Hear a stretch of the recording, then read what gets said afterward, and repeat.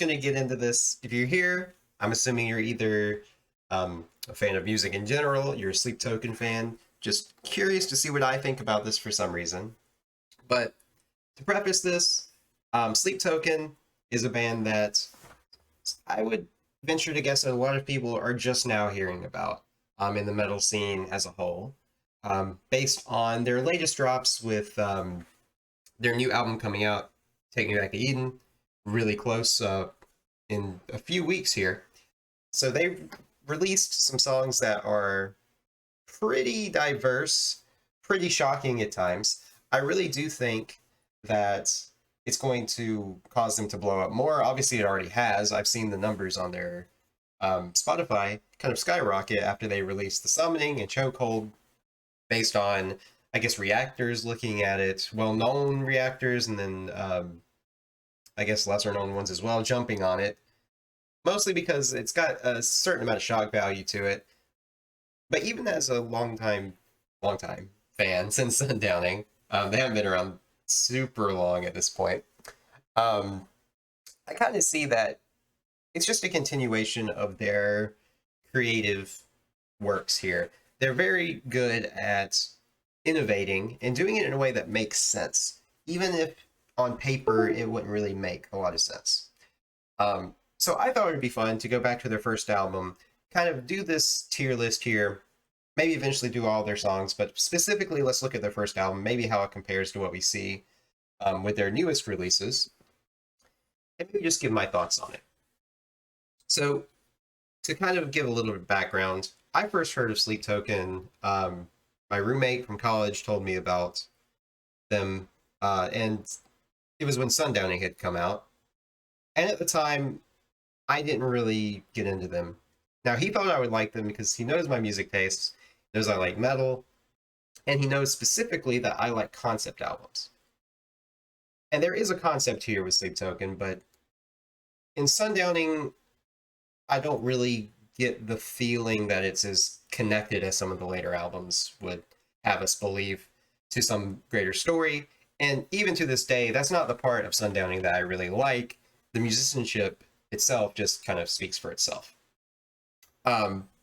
So to kind of go track by track here, I'm going to go here and listen to The Night Does Not Belong to God.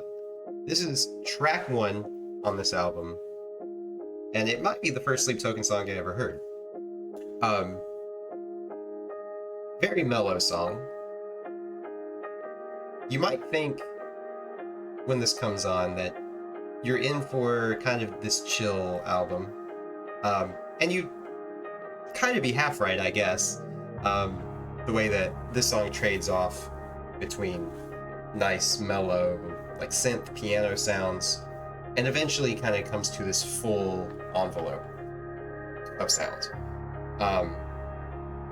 For me, I think this song really does do a good job as an introduction, even though I didn't really particularly like it the first time I heard it, of everything that Sleep Token has to offer. There's something kind of magical about the first time you hear Vessel's voice here, because it's a voice unlike any I've really heard before, with how deliberate he is with his delivery.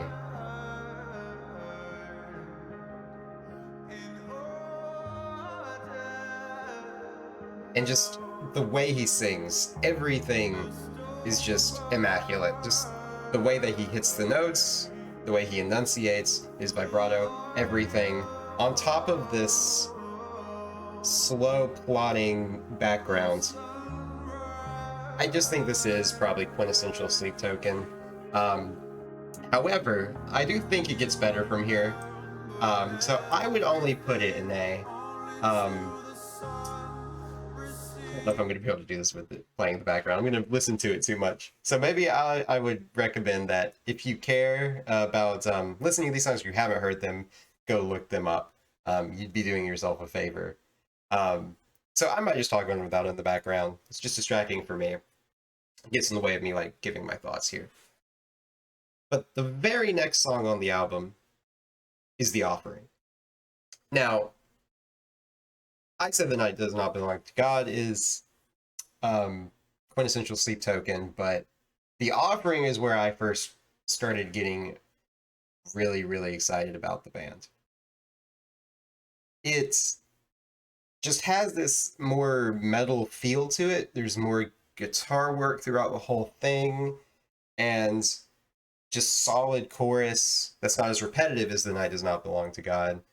And it just ends where it just builds and builds and builds till it hits this really heavy outro. Um, it's just, I guess the first time I felt really the magic of the band was the offering. And to this day, I really do think it is some of their best work. So I would put it in S, above The Night Does Not Belong to God. Fairly easy pick for me to put it there. It just blew me away when I first heard it. So next up we have Levitate. Levitate kind of shows us in this album that we're going to be going back and forth a lot. Because it's coming right off the high of the end of the offering.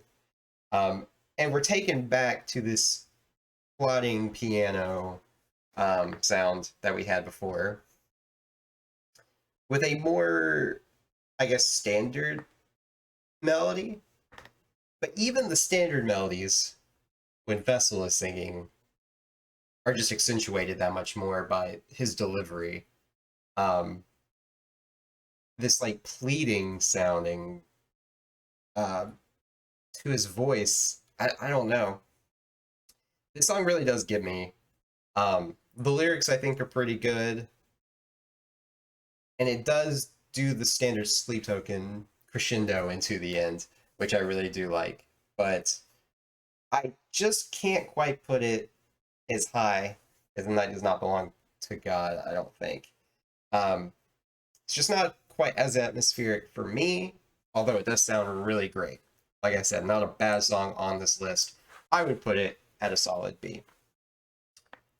After Levitate, we have the song Dark Signs.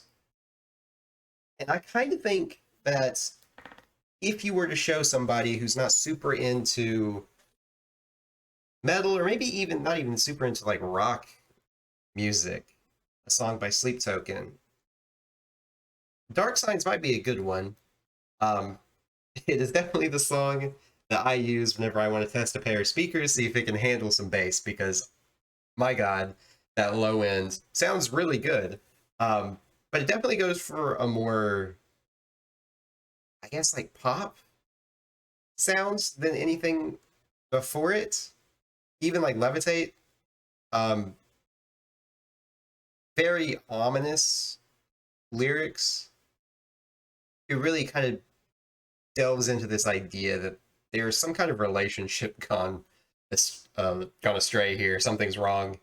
We're trying to understand what's going on through these lyrics, but I think Dark Signs really shows that we're going to get a very interesting dynamic between Vessel, the singer, and whoever it is he's singing about, because it goes, it's like this longing, but like knowing something's wrong at the same time. I don't know. Thematically, I think I just like Dark Signs a little bit better than Levitate, even though it kind of gets to the same feeling of longing and things not being right, but just in a slightly different way. So Dark Signs, I would put up there in A. I think it can get anybody into the band, even if they don't typically like heavy guitars. They come in at the end to kind of accentuate the song, but it's just really good. Okay, what's after Dark Signs? Higher. All right, Higher is a great song as well. So Higher is more in the vein of The Offering. Once again, kind of guitar forward type of production here. Really solid chorus, and just a crazy ending as well. I initially was thinking about putting this in A, but I think the hype around this song is going to push it into S for me, right there with The Offering. Now, this is kind of my bias showing up here with liking metal as much as I do. Maybe I just value the heavier songs more. That could definitely be the case. But as for right now, I think putting it in S feels right. Maybe I'll kind of move this around. And I guess to show my bias even more, we after this go to Take Aim, which Take Aim does the same thing um, that Levitate does for the Offering, where we go into Take Aim and we have kind of heard Vessel's falsetto at this point used, where he's just way up there, but he really leans into it for most of this song, if I recall correctly. Very like um, high singing until you hit the chorus. Um, I'm not the biggest fan of just hanging on that. I like the falsetto for emphasis, but when he sits on it, I don't like it as much. But it's still incredible what he manages to do on this track with his delivery. The piano work is great. The chorus, I do think, is really good, but I wouldn't put it as high as Levitate. I'd put it in C. Um, let's see. And I'm going to have very similar feelings with the next track, Give. Um, maybe this is controversial. Maybe this whole thing will be controversial. You don't have to agree with me, but I just feel like Give's chorus is a little too repetitive and doesn't really do a whole lot to differentiate itself from Take Aim in the way that it feels. A piano heavy song is fine. Obviously, I like Levitate a lot, and The Night Does Not Belong to God really stretches itself out at the start, too. I just feel like Give doesn't go anywhere um, fast enough for me. So I'd put it below Take Aim, but not quite to the D tier, I don't think. And then what we have next is this crazy jump from these two piano-driven songs, I would argue, into a song that, even to this day, I would argue they haven't really done anything like it. The song Gods. This song is heavy. I mean, it's just straight up heavy. I know there's people who, if you kind of look at the community, they would put this way high up. I think I see this in S tier a lot, and I think it's close. I really like the guitar work, and Vessel's screaming here when it's kind of this high gain production on his vocals that I'm just not that big a fan of. Maybe this is just me being too critical, but it kind of sounds like it's trying to cover up the fact that he doesn't scream that well. But I know that's not really the case because of newer songs that have come out. So I think it is a production choice, not a trying to cover up that his screams don't sound that good. Um, the part of this song that elevates it to me, honestly, is the bridge where he goes back to clean singing and these like pianos fade in. And it's that interplay between mega heavy, crazy downtuned guitars fading into like a piano bridge that really does it for me on this song. And then of course we go back for the outro, but Gods, I do think easy A tier. I don't think it's quite up with the Offering and higher, but definitely a solid song. Love to hear it when it comes on. This brings us to Sugar.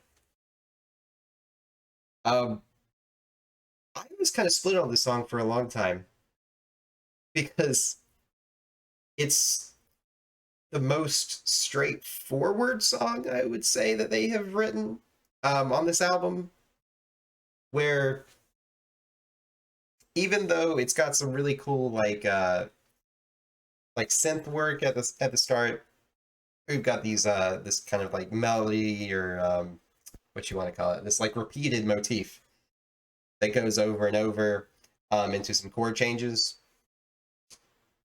Vessel's voice almost gets into like butt rock territory whenever this gets to the full on, everyone come in, all the guitarists come in part of this song, like the last chorus.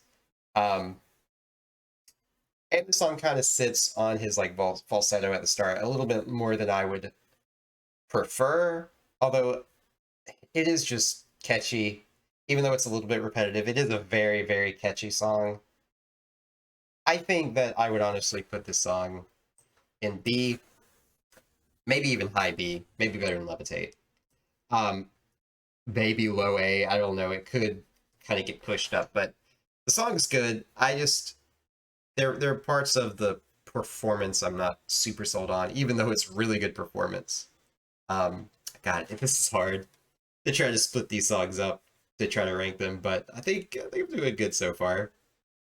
Um, so yeah, Sugar ends, and we get yet another song that is more piano forward, which this one I think I actually like a little bit more than um,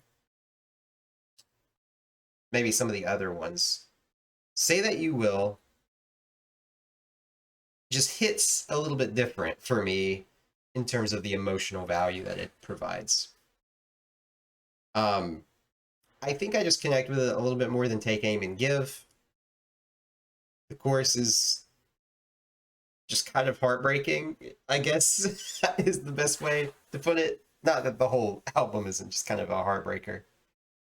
And we'll get to probably the biggest heartbreaker of all here in a minute. But Say That You Will, I think is probably the best of these like piano driven songs. I would put it maybe up here, below Levitate, above Take Aim and Give, though. Really do like it. Um, does what its job really well just to kind of get us emotionally connected here. Um, the same I can't really be inclined to say for Drag Me Under, the next song. Um, Drag Me Under, I think, is the low point of the album. It's it's really really pretty. It's not a song that I skip by any means, but it lacks in complexity, and that might be on purpose. It's just very piano driven, very. It is atmospheric. It's very echoey. I don't know what to say. It sounds like he's alone in this big empty room playing this song, but it just doesn't grab me with the energy, the way even some of the other piano ballads go. So I think we have our first D tier song that I would put down here. Once again, not a bad song, just not one that I particularly like to focus on when I am listening to Sundowning. I'm never like, here we go, it's time for Drag Me Under. Um, and that being said, that is the second to last song on this album. Next, we're going to hit what might be controversial, might not be. I know that I did this tier list with my friend Rod, and he heavily disagreed with my take here. But I'm going to do Bloodsport and Bloodsport from the Room Below version. I'm going to talk about them both at the same time. So if you don't know the difference, Bloodsport is the album version. So obviously full production. We've got all the instruments. It's just like it sounds on the album, obviously. I guess I could have just said that. But the From the Room Below version, this song is just Vessel and a piano. And my honest take on this is that I think that the Room Below version is better than the album version by quite a lot.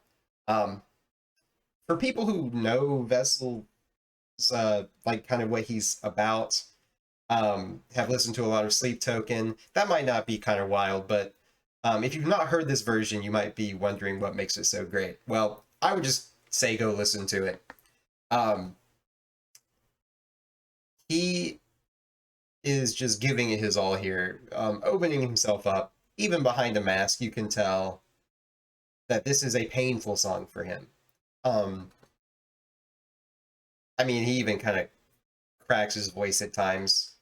And to me, this really just sells the song.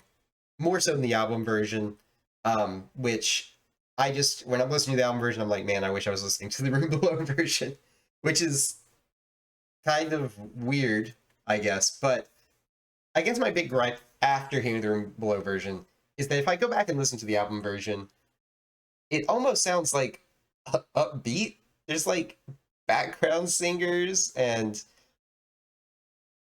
while the song is really good, I don't think it quite hits the emotional beats it needs to. Even though in the last like few seconds, I already hear people saying, "Well, he's like sobbing at the end of the track on the album version." It's true. That's true. I just think that the From the Room Below version is the definitive version of the song, in my opinion.